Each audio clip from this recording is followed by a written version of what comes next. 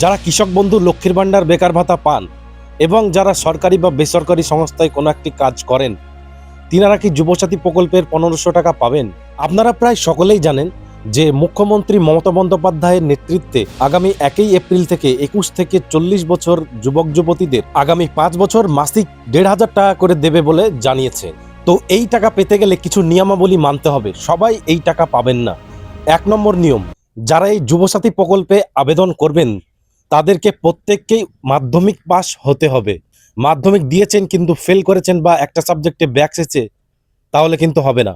কারণ এই প্রকল্পের আওতায় আসার জন্য মাধ্যমিকের সার্টিফিকেট অথবা রেজাল্ট লাগবেই।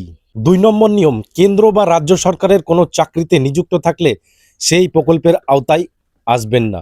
আপনারা ফর্ম জমা দিতে পারেন কিন্তু রিজেক্ট হতে পারে পরবর্তীকালে।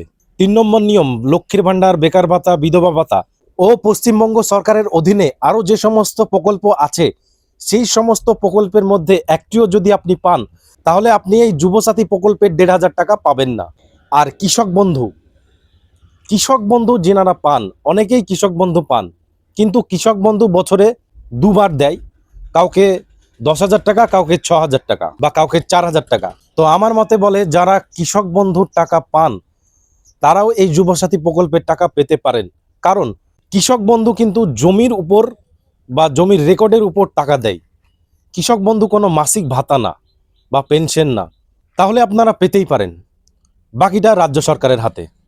আর এই যুবসাথী প্রকল্পে আবেদন করার জন্য প্রয়োজনীয় ডকুমেন্টসগুলো হলো আপনার মাধ্যমিকের অ্যাডমিট কার্ড, রেজাল্ট অথবা মাধ্যমিকের সার্টিফিকেট, ব্যাংক অ্যাকাউন্ট এবং 2 কপি পাসপোর্ট সাইজ ফটো ও ভোটার কার্ড।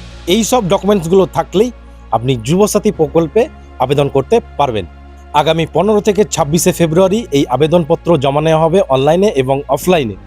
আপনারা সকলেই জমা করবেন, যদি রিজেক্ট হয় সেখান থেকেই রিজেক্ট হবে। তো আজকের মতো ভিডিও এই পর্যন্তই, দেখা হচ্ছে পরবর্তী ভিডিওতে। আর ভিডিওটি ভালো লাগলে অবশ্যই একটি লাইক করে চ্যানেলটি সাবস্ক্রাইব এবং ফলো করে পাশে থাকবেন। আর ভিডিওটি বেশি বেশি করে শেয়ার করে দিন যাতে সবাই জানতে পারে।